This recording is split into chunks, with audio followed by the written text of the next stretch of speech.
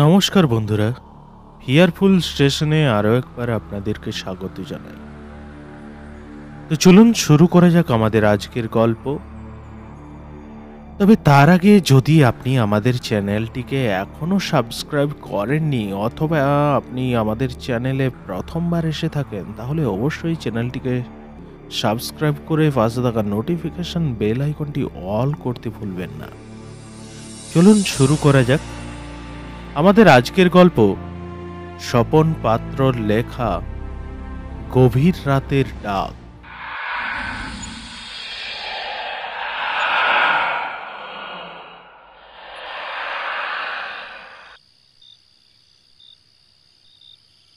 বিপদের গন্ধ যেখানে, চার অবতার সেখানে। আজ তোমাদের কিছু ঘটনা শোনাবো আমার এবং আমার বন্ধুদের নিয়ে। আমাদের জীবনে ঘটে যাওয়া এমন কিছু ঘটনা থাকে যা আদতে শিহরণ জাগানো কিছু গল্পের রূপ নেয়। আজ থেকে প্রায় 25 বছর আগের ঘটনা।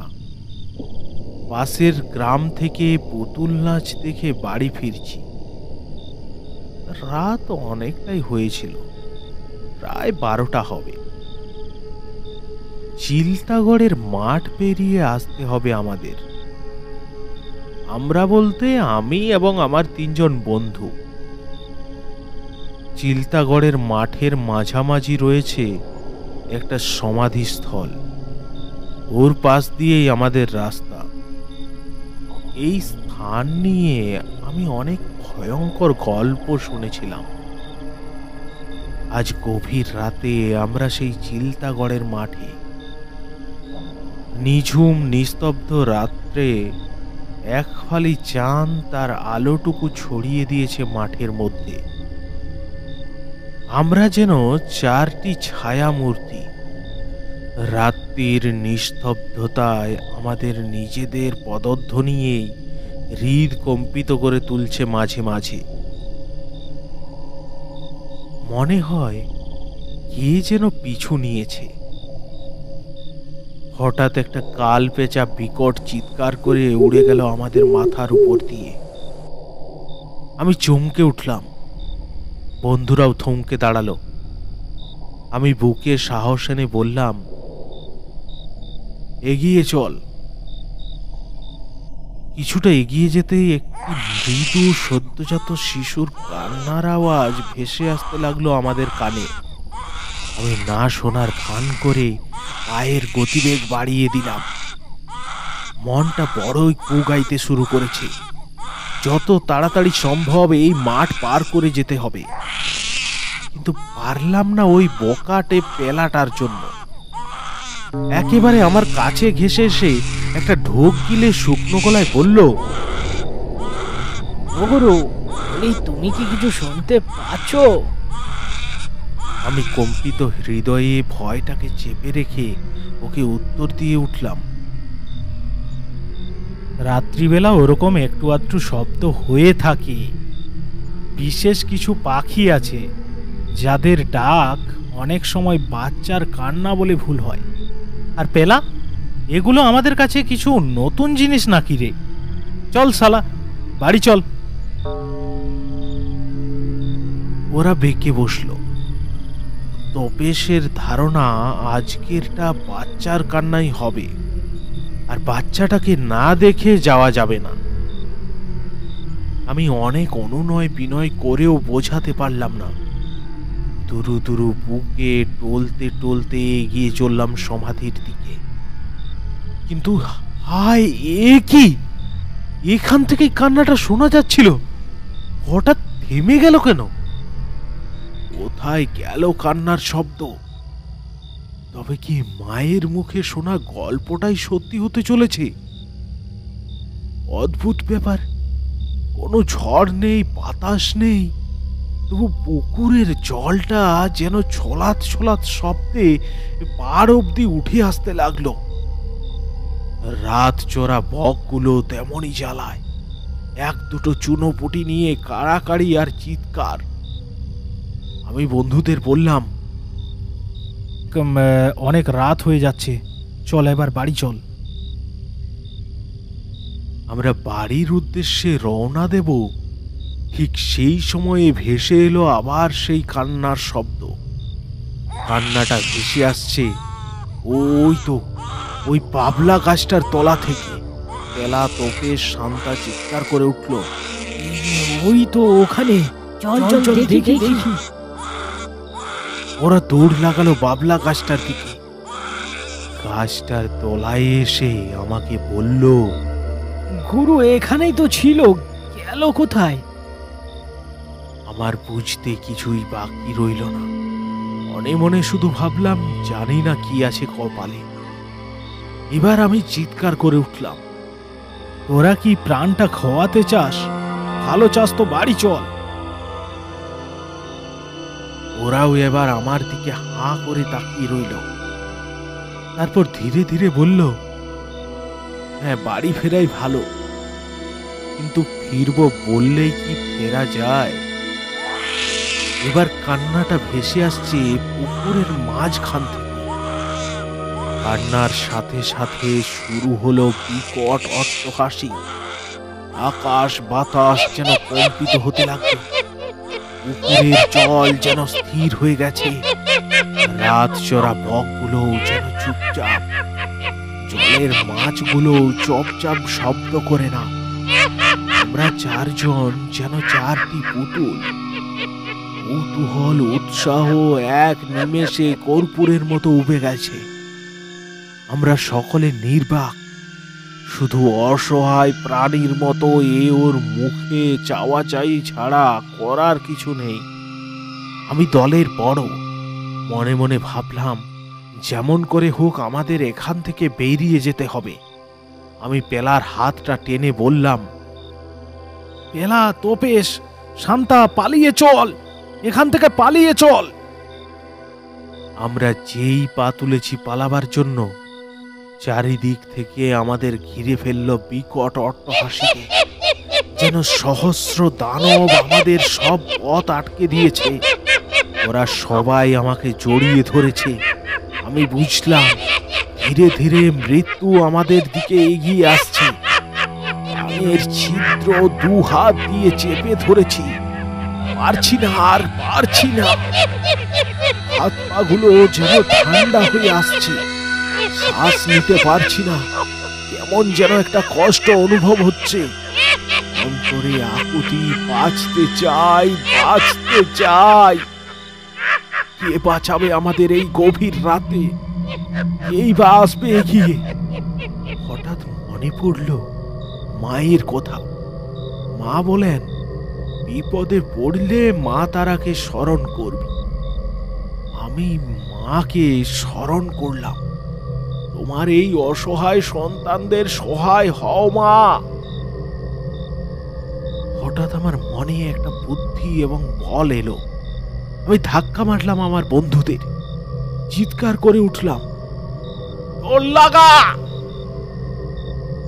আমরা ঊর্ধ্বশ্বাসে ছুটতে লাগলাম।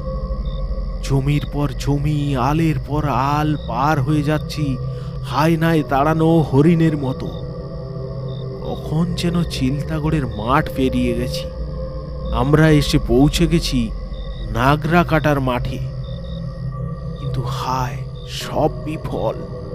পেলা ধপাস করে পড়ে গেল জমির উপর। শান্তাটাও পড়ল মুখ থুপড়ে। আমি দাঁড়িয়ে পড়লাম একটা উঁচু আলের ওপর।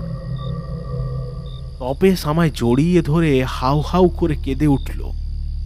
আমি সামনে তাকিয়ে স্তম্ভিত হয়ে গেলাম। কিছুটা দূরে একটা বিশাল মূর্তি। মুখ থেকে দপদপ করে আগুন বেরিয়ে আসছে। ওই তো আত্মাটা আমাদের দিকে এগিয়ে আসছে। আমি তপেশকে জড়িয়ে চোখ বুজে বসে পড়লাম আলের উপর। আমাদের কাছাকাছি এসে পথ আগলে দাঁড়িয়েছে আত্মাটা। আমার কানে ভেসে এলো একটা চড়াম শব্দ। কেঁপে উঠল যেন ধরিত্রী। আমি বুঝলাম শুকনো জমির উপর প্রেতাত্মার পদাঘাত। সেই মুহূর্তে জ্ঞান হারিয়ে পড়ে যাওয়ার কথা, কিন্তু নিজেকে কোনো মতে সামলে নিলাম। তারপর গম্ভীর কণ্ঠে চিৎকার করে উঠল সেই প্রেত মূর্তি, বেটারা আমার কুমড়ো চুরি করতে এসেছিস? যাক, ধরে প্রাণ এলো। উৎফুল্ল কণ্ঠে চিৎকার করে উঠলাম, মনুনি কাকা, আমরা মনুনি কাকা। মনুনি কাকা শান্ত কণ্ঠে বলল, ও বাবু, এত রীতে কোথায় গিয়েছিলে? আমি হাঁপাতে হাঁপাতে বললাম, পুতুল নাচ দেখতে। ও পুতুল নাচ। আমি বললাম, ওসব কথা থাক, আগে গিয়ে দেখি শান্তা পেলার কি অবস্থা। পেলা দেখি বসে বসে হাঁপাচ্ছে, আর শান্তা মাটিতে শুয়ে শুয়ে এই কি যেন আবোল তাবোল বকছে। আমি ধমক দিয়ে বললাম, এই শান্তা, এ কি হচ্ছে তোর? শান্তা হুড়মুড়িয়ে উঠে বসে বলল, গুরু, ঠিক আছো তুমি? আত্মাটা তোমার কোনো ক্ষতি করতে পারেনি তো গুরু? আমি বললাম, হ্যাঁ হ্যাঁ, আমি ঠিক আছি। আত্মা কোথায় রে হারামজাদা? ও তো মনুনি কাকা। এবার স্বস্তির শ্বাস টেনে বলল, ও তাই বুঝি?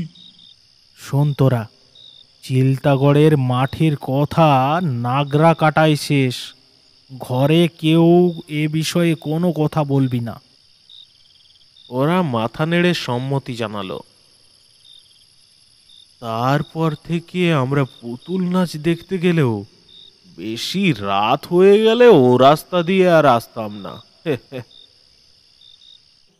বাইরে কোথাও কাছাকাছি একটা বাজ পড়ার সঙ্গে সঙ্গে বৃষ্টিটাও আবার শুরু হয়েছে। আকাশ বলল, জেঠাবাবু, আজকের গল্পটা জমেছিল ভালো, কিন্তু বড়ই ছোট। আকাশের সঙ্গে লালুও তাল মিলিয়ে বলল, জেঠাবাবু, বাইরে বৃষ্টিটাও তো আবার শুরু হয়েছে। এখন তো আর কিছুতে বাড়ি যেতে পারবো না। আর তাছাড়া রাতও তো বেশি হয়নি। তাহলে আর একটা গল্পই বলো না। এরই মধ্যে রাই এসে একটা জামবাটিতে করে আম তেল আর ছোলা ভাজা দিয়ে মুড়ি মাখা দিয়ে গেছে, সঙ্গে গরম গরম চা। সেখান থেকে এক মুঠো মুড়ি তুলে নিয়ে মুখের মধ্যে দিয়ে মুড়ির জামবাটিটাকে ওদের দিকে এগিয়ে দিয়ে চায়ে একটা চুমুক দিলাম। আহ! তারপর বলতে শুরু করলাম, শোনো তাহলে, আর একটা ঘটনার কথা তোমাদের বলি। এটা হলো চিড়কুন ধরার গল্প। গ্রামের পশ্চিমে বিশাল একটা ধুধু মাঠ, যেন তেপান্তরের মাঠ, চোখ যায় না শেষ প্রান্তে। পূর্ব দিকের শেষ প্রান্তে কয়েকটি সারিবদ্ধভাবে কালো শিলা স্থাপিত, এবং কয়েক মিটার দূরে একটি লেদা পলাশ গাছের তলায় অর্ধভগ্ন টিলা স্তূপ। কিছুটা দূরে একটি পুকুর। গ্রামের মানুষ সন্ন্যাসী বাঁধ বলে ওই পুকুরকে। এই স্থানটার নাম হলো চিড়কুনধরা।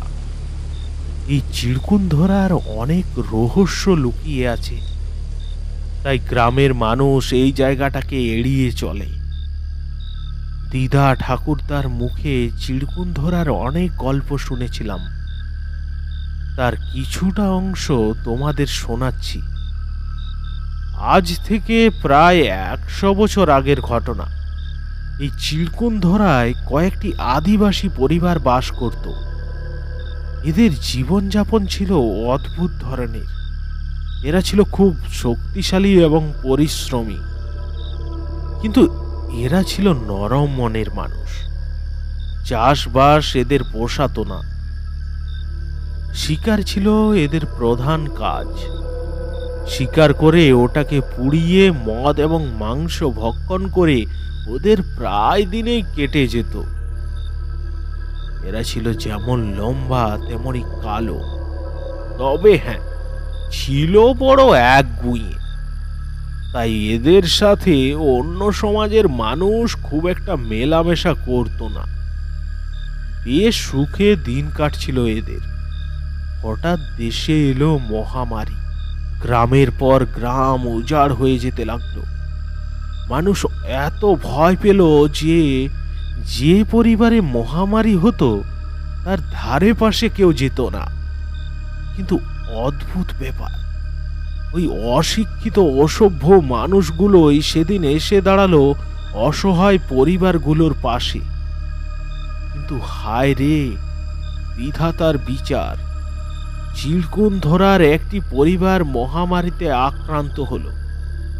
পাড়ার সকলে ভয় পেয়ে রাতারাতি জঙ্গলে পালিয়ে গেল। পড়ে রইল বুড়ি মা এবং তার 7টি সন্তান। কয়েকদিনের মধ্যে বুড়িমার সন্তানরা মারা গেল, শুধু বেঁচে রইল বুড়িমা। 7 সন্তানকে হারিয়ে বুড়িমা শুধু দিনরাত কাঁদত। কেই বা যাবে কাছে, কেই বা দেবে সান্ত্বনা। গ্রামের মানুষ দূর থেকে শুধু শুনত আর হায় হায় করত। একদিন কান্না থেমে গেল। সকলে বুঝল শোকে, দুঃখে, খিদায়, তৃষ্ণায় হয়তো বুড়িমার জীবনের অবসান ঘটেছে। অনেকে বলে যে রাতে বুড়িমা মারা গেল সেই প্রভাতে নাকি এক সন্ন্যাসীকে ওই পুকুরটায় স্নান করতে দেখেছিল। সেই থেকে গ্রামের লোক ওই পুকুরটাকে সন্ন্যাসী বাঁধ বলে ডাকত। ওই পল্লীটা শেষ হয়ে গেল। পড়ে রইল কয়েকটা অর্ধভগ্ন কুটির। গ্রামের মানুষ অবশ্য এদিকে পা মারায় না। কয়েক বছর পর হঠাৎ ব্রিটিশরা এসে বলল ওই গ্রামের পাশ দিয়ে একটা সড়ক বানাবে। গ্রামের মানুষ মহানন্দে অনুমতি দিল। গ্রামের বেহাল রাস্তা থেকে শহরে যাওয়ার চকচকে রাস্তা হবে। কে না চায় অত সহজে যাতায়াত হবে। বেশ কিছুদিনের মধ্যে রাস্তার কাজ শেষ হয়ে গেল। গ্রামের মানুষ তাদের গরুর গাড়ি নিয়ে গ্রাম থেকে গ্রামান্তরে যেতে লাগলো। এমনকি রাত বিরেতেও যেতে আর ভয় পেল না। কথাই আছে না, শেষ ভালো যার সব ভালো তার। একদিন রাতে গ্রামের হারাধন দাদু শহরে তার পণ্য বেচে বাড়ি ফিরছিল। ফিরতে একটু রাত হয়ে গিয়েছিল। গাড়ি এসে উপস্থিত হলো চিরকুন ধরার পাশের রাস্তায়। ব্যাস হয়ে গেল। কে যেন ডাকছে হারাধন দাদুকে। পরিষ্কার শুনতে পেয়েছিল হারাধন। কে যেন ডাকছে, আয় আয়। হারাধন দাদু ভাবল তার বলদ জোড়াকে জোরে হাঁকিয়ে গাড়ি দৌড়ে এখান থেকে পালিয়ে যাবে। কিন্তু হায়, তার হলো কই। বলদগুলো জোয়াল ফেলে দিয়েছে। হারাধন আবার ভয় পেয়ে গেল। হঠাৎ যেন একটা দমকা ঝোড়ো হাওয়া এসে পলাশ গাছগুলোকে দুমড়ে মুচড়ে দিল। সঙ্গে সঙ্গে জ্বলে উঠল টিলাটা। ওই তো কারা যেন ফিসফিস করে কথা বলছে। এদিকে বলদ চড়া মুড় পিচকে কোথায় যেন দৌড় মেরেছে। হারাধনের বুঝতে আর বাকি রইল না, সে ভূতের পাল্লায় পড়েছে। রাম নাম জপতে জপতে দৌড়তে লাগলো। ঘরে এসে জ্ঞান হারালো। জ্ঞান ফিরে দেখে দাওয়ায় বসে অনেক লোক। হারাধন তার সঙ্গে ঘটে যাওয়া সমস্ত কিছু ব্যাখ্যা করল। বেশ কিছুদিন যেতে না যেতেই বুকের ব্যথায় হারাধন মারা গেল। সারা গ্রামে যেন শোকের ছায়া নেমে এলো। সকলের মুখে একটাই কথা, এমন বলশালী বীর মানুষটাকে ভূতে মেরে দিল। কিছুদিন যেতে না যেতেই আবার একটি দুর্ঘটনা ঘটে গেল। গ্রামের এক মহিলা রাত ঠাউর করতে না পেরে বাপের বাড়ি থেকে হেঁটে বাড়ি ফিরছিল। চিড়কুন ধারার পাশে এসে পৌঁছতেই শুনতে পেল সেই ডাক, আয় আয়। তারপর ফিসফিসিয়ে গল্প। কিছুক্ষণের মধ্যে টিলাটা জ্বলে উঠল। বুড়ি বুঝলো তার ইহকাল শেষ। যাক, কোনো রকমে গ্রামের পশ্চিম প্রান্তের মহুয়া তোলা পর্যন্ত এসেছিল বুড়ি, তারপর জ্ঞান হারিয়েছিল। গ্রামের মানুষ বাড়িতে এসে সমস্ত কিছু শুনল। বুড়ির সঙ্গেও ঘটে গেল একই ঘটনা। কয়েকদিনের মধ্যে রক্ত শূন্যতা হয়ে মারা গেল বুড়ি। গ্রামের মেয়েরা বলাবলি করতে লাগলো, মরবে না কেন? শরীরে যা রক্ত ছিল সব শুষে নিয়েছে চিড়কুনটা। মোড়লরা বলল, এর একটা বিহিত করতেই হবে, নইলে গ্রাম উজাড় হয়ে যাবে। বড় বড় গুণী নিল, জায়গা পরিদর্শন করলো। কেউ প্রণাম করে চলে গেল, কেউ বলল, আমার বাপের সাধ্যি নেই। শেষমেশ বিখ্যাত গুণীন খাঁ সাহেব এলেন। একটা বড় দীর্ঘশ্বাস টেনে বললেন, এ সামান্য ব্যাপার না। এই যে 7টা পাথর দেখছো, এগুলো অপমৃত্যুতে মরা 7 ভাই, আর ওই টিলাটা এদের মা। মোড়লরা মাথা নেড়ে বলল। খাঁ সাহেব ধমক দিয়ে বললেন, আমায় শেষ করতে দাও। শোনো, কৃষ্ণপক্ষে এরা জেগে ওঠে, আবার শুক্লপক্ষে এরা ঘুমায়। আমি এর একটা বিহিত করে দিয়ে যাচ্ছি। আপনারা কৃষ্ণপক্ষের রাতে কেউ এই রাস্তা দিয়ে পারাপার হবেন না, এবং শুক্লপক্ষের রাতে কেউ এদিকে না আসার চেষ্টা করবেন। আপনাদের ভয়ের কিছু নেই। ব্যাস, তারপর আর কোনো দুর্ঘটনা ঘটেনি। কেটে গেছে কয়েক বছর। আজ আর এখানে পল্লীর লেশ মাত্রও নেই। শুধু রয়ে গেছে 7টি কালো শিলা, অর্ধভগ্ন টিলা আর পলাশের বন। তবুও মানুষ খুব একটা এদিকে আসে না, প্রয়োজনও পড়ে না। মা বলতেন, ওদিকে যাবি না, ওই জায়গাটা ভালো নয়। আমি বুঝলাম, দুর্ঘটনা ঘটুক না ঘটুক, আজও মানুষের মনের কালো ছায়াটা কাটেনি। জানি না কেন যে বারবার আমায় হাতছানি দেয় ওই পলাশ বন, টিলা এবং সপ্তশিলা। গোপনে কত বসন্ত কেটে গেছে আমাদের পলাশের বনে। পলাশের মধু খেয়ে, মাতালের অভিনয় করে, খেলায় উন্মত্ত হয়ে কত জড়িয়ে ধরেছি সপ্তশিলাগুলোকে। ওই 7 ভাইও কোনোদিন রুষ্ট হয়নি আমাদের উপর। বুড়িমারও রসানলে পড়িনি। দেখতে দেখতে কেটে গেছে কয়েকটা বছর।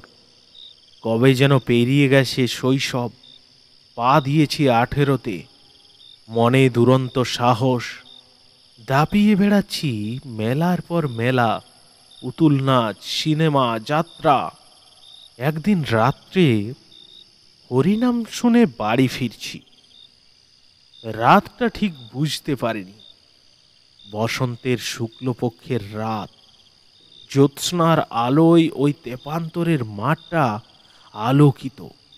আমরা হেঁটে চলেছি 4 বন্ধু সেই তেপান্তরের মাঠের রাস্তা দিয়ে। হঠাৎ চোখে পড়ল দূরে 4টে শেয়াল কি যেন একটা নিয়ে কাড়াকাড়ি করছে। আমরা দাঁড়িয়ে পড়লাম, ওদের মজা দেখতে লাগলাম। হঠাৎ মাথার উপর দিয়ে এক ঝাঁক বনবাদুড় উড়ে চলে গেল। হয়তো ভোরের আলোয় ওরা ওদের বাসায় ফিরছে। আলো আধার রাত্রিটা কেমন যেন নেশা নেশা লাগছিল। আরো কিছুটা পথ পাড়ি দিলেই আমরা পৌঁছে যাব চিড়কুন ধরায়। পেলা বলে উঠল, গুরু, এই রাতে চিড়কুন ধরা পার হওয়া কি ঠিক হবে? আমি বললাম, শালা ভিতুর ডিম দেখছিস না, ভোরের আলো ফুটে উঠেছে। শান্তা বলে উঠল, শুক্লপক্ষ রে পেলা, শুক্লপক্ষ। জামার পকেট থেকে দুটো সিগারেট বের করে আমিও তপেশ ধরালাম। শান্তা বলল, গুরু আমারটা। আমি একটা টান মেরে কিছুটা ধোঁয়া ছেড়ে বললাম, তুই গন্ধ নে। পেলা বলল, গুরু, চিড়কুন ধরা। আমি বললাম, জামাটা খোল, চোখগুলো তোর বেঁধে দি, তাহলে আর ভূত দেখতে পাবি না। কথাটা শেষ হতে না হতেই তপেশ শান্তা থমকে দাঁড়িয়েছে। ওরা বলল, গুরু। ভয় পেয়ে আমি বললাম, হ্যাঁ, আজ তো শুক্লপক্ষ ছিল রে। পেলা বলল, আমি বলেছিলাম না। মনে সাহস এনে বললাম, চুপচাপ দাঁড়িয়ে যা, ভালো করে শুনতে দে। পেলা বলল, ওই তো পলাশ গাছ থেকে পরিষ্কার শোনা যাচ্ছে, আয় আয়, তারপর ফিস ফিসে গল্প। তপেশ বলল, সাত ভাই যুক্তি করছে, এ আজ আর বাড়ি ফেরা হলো না। কিছুক্ষণের মধ্যে টিলাটা দপ দপ করে জ্বলে উঠল। আমি বুঝলাম আজ আর রক্ষা নেই। ওরা ভয়ে সেটিয়ে গেছে, লতার মতো জড়িয়ে ধরেছে আমায়। আমার মাথাটা ঝিমঝিম করছে, সব কিছু যেন উলট পালট হয়ে যাচ্ছে, কোনো বুদ্ধি আসছে না মাথায়। অথচ আমি এই ওদের ভরসা, কিছু একটা করতেই হবে, না হলে 4টি তাজা প্রাণ খোয়া যাবে ওই চিড়কুন ধারায়। আমি কাঁপা কাঁপা গলায় বললাম, ভয় নেই, আমাদের ঘুরে দাঁড়াতে হবে, সংগ্রাম করতে হবে, জীবনের শেষ সংগ্রাম। আমার ভাবনা শেষ হতে না হতেই বিকট চিৎকার দক্ষিণে পলাশ ঝোপটার আড়াল থেকে, তারপর একটা হাসি, সারা পলাশ বন যেন কাঁপিয়ে উঠল। তারপর একটা হাসির শব্দ, সেই হাসির শব্দে সারা পলাশ বন যেন কেঁপে উঠল। ওদের আনন্দে নৃত্যে শুকনো পলাশ পাতায় খড়খড় সরসর শব্দ হতে লাগলো। আমরা বুঝলাম ওরা আমাদের দিকে এগিয়ে আসছে। হঠাৎ পেলাটা লাগালো দৌড়, শান্তাটাও পিছু নিল। আমিও তপেশ দাঁড়িয়ে রইলাম। আমিও চিৎকার করতে করতে ছুটতে লাগলাম। হঠাৎ একটা দেহের মধ্যে পা লেগে হোঁচট খেয়ে পড়লাম আর একটা দেহের উপর। পাশে দেখি তপেশ পড়ে পড়ে গোগাচ্ছে। আমি বুঝলাম চিড়কুনটায় এদের রক্ত শুষে নিয়েছে। আমি নির্বাক হয়ে গেলাম, মুখ দিয়ে কোনো কথা বেরোচ্ছে না, আর শুধু ফ্যাল ফ্যাল করে দেখতে লাগলাম আমার বন্ধুদের অবস্থা। আমি তপেশের কাছে যাবার চেষ্টা করলাম, কিন্তু দাঁড়াতে পারলাম না, শির দাঁড়াটা সোজা করতেই পারলাম না। আমি বুঝলাম আমাকে মেরুদণ্ডহীন সরীসৃপ বানিয়েছে। ভূতেরা কি না পারে। মাটিতে সেতিয়ে সেতিয়ে দেহটাকে টেনে নিয়ে যাওয়ার চেষ্টা করলাম তপেশের কাছে, কিন্তু সব চেষ্টা বিফল হলো। কে যেন আমার হাতের বাহুটা ধরে টেনে তোলার চেষ্টা করছে। আমি তাকালাম, সে দেখলাম আমার সামনে 4 জন দাঁড়িয়ে। আমার বুঝতে কিছু বাকি রইল না। বুঝলাম 7 ভাইয়ের 4 ভাই আমার সামনে, আর হয়তো বাকি 3 ভাই আমার পিছনে। ওদের হাতের অস্ত্র শস্ত্র দেখে বুঝলাম আমার কি ভয়ঙ্কর পরিণতি। 2 চোখ দিয়ে জল গড়িয়ে পড়ছে, আর মনে মনে তারা মাকে স্মরণ করছি। কিন্তু হায়, কোথায় মা, আর কে বাঁচাবে আমাদের? হঠাৎ শুনতে পেলাম মানুষের কোলাহল। আমি বুঝলাম আমার মনের ভ্রম। তারপর যখন চোখ মেলে দেখলাম বসন্তের প্রভাত, পাখিদের কোলাহল। পূর্বের জানালা দিয়ে দোতলার রুমে রবিদেব উকি দিয়েছে। মা দরজার বাইরে দাঁড়িয়ে কড়া নাড়ছে। দিলে তো ঘুমটা ভাঙিয়ে কাল সারা রাত জাগা। মা বললেন, চল চল তাড়াতাড়ি নিচে নেমে চল। আমি মায়ের মুখের দিকে তাকিয়ে হাঁ করে রইলাম। ঘুমের মধ্যে কি যেন একটা বিদঘুটে স্বপ্ন দেখছিলাম। আসলে এই সপ্তশিলা নিয়ে একটা রহস্যময় ঘটনা রয়েছে, তবে আজকে আর নয়, আজ অনেক রাত হয়ে গেছে বুঝলি। তোরা এবার বাড়ি ফিরে যা, অন্য একদিন বলা যাবে। হ্যাঁ, আপনাদের জন্যও বলছি, যদি আপনারা এই সপ্তশিলার রহস্য জানতে চান তাহলে অবশ্যই কমেন্ট বক্সে জানান। আপনাদের যদি ইচ্ছে হয় জানার, তো আমি অবশ্যই আপনাদের জন্য সেই গল্প নিয়ে আসব। তাহলে আজ এ পর্যন্তই, দেখা হচ্ছে পরের মঙ্গলবার। ততদিন ভালো থাকুন, সুস্থ থাকুন, শুভরাত্রি।